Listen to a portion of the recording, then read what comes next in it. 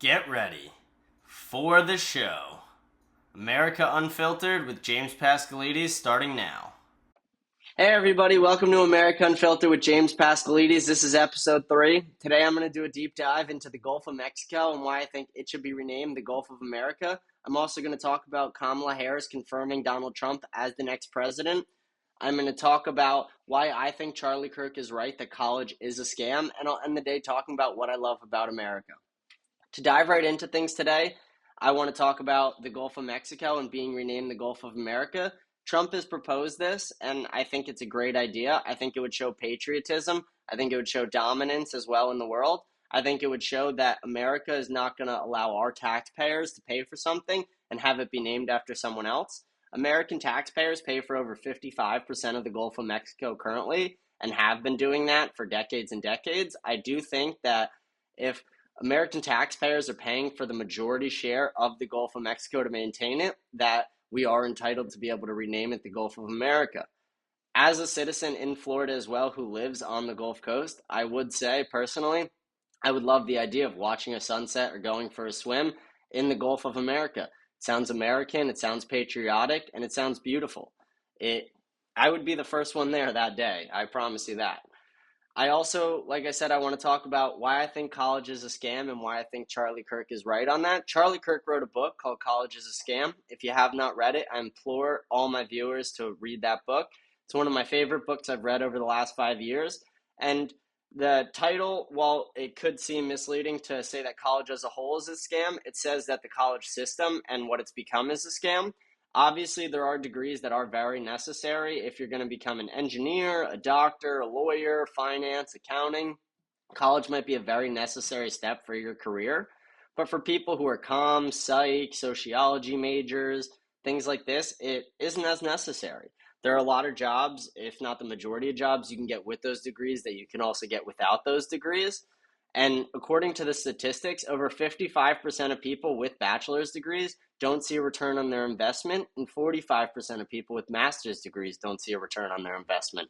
So like Charlie Kirk says in his book, and I agree with as well, and I think the majority of Americans might too, is that any industry or any company or any business in the United States where over 50% of people aren't seeing the value proposition in it, aren't getting their money back, aren't getting their money's worth of what they paid for, I would consider a scam. I think almost any business, if Amazon operated that way, if half of their customers said that they weren't getting their products, they weren't getting what they paid for, people wouldn't order from there anymore because they would consider it a scam. And I think as time goes on, less and less people are going to college because they realize this. They say about 2% decline every year.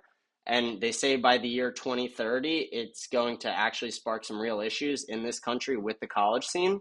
I do think, like I said, there are some great reasons to go to college. I think college and higher education is a great place to really learn about yourself, learn about this country, learn about what you want to do in your life. But I do think if you don't know what you want to do in your life, if you're unsure, I don't think going into debt is the greatest idea until you are sure. I think if a lot of people went to trade school or got careers right out of high school or focused on getting families right out of high school, it would benefit their lives a lot more. I also, when you look at this from a happiness standpoint, our generation and the generation before us is the most depressed generation statistically in history. I do think a lot of this has to do with delaying and breaking up the nuclear family. I think, like I said, if we can focus on getting families, working on your careers out of high school, I do think it would benefit people a lot more throughout the country. I'm going to also talk about Kamala Harris confirming Donald Trump as well as the next president. I'm actually going to play the video for you guys right here.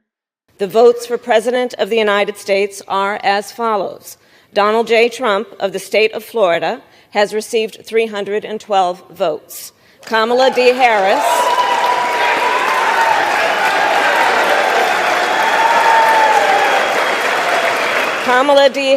of the state of California has received 226 votes.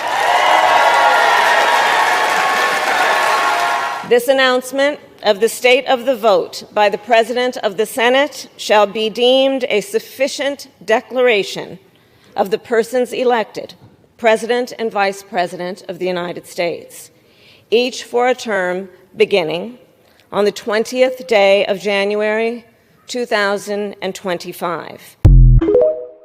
Now that we've all watched the video together, I want to talk about it a little. I don't know about you guys, but that video made me feel extremely patriotic and extremely happy. It gets me very excited for the next 4 years. It really, I don't know, seeing the members of our government cheer for Donald Trump's name, especially when Kamala Harris is reading it as a conservative, feels amazing. And I want to keep reliving that feeling right there. I love that video, and I'm going to rewatch that video a couple more times today as well. I'm going to talk about why I love America. America is the land of the free because of the brave. American veterans and our American military, some of the greatest people to ever exist. They put their lives on the line for us to have our freedom.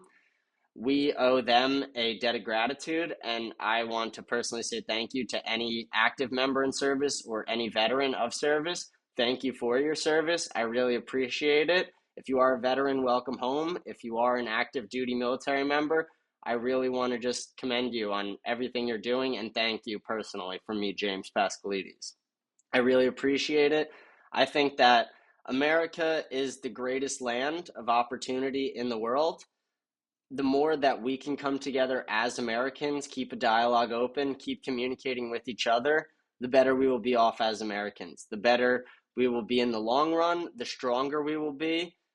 America is the greatest country in the world. I love you all. I love this country. I'm James Pascalides. This is America Unfiltered, Episode 3. I'm signing off today. Thank you all. I hope you have a great day.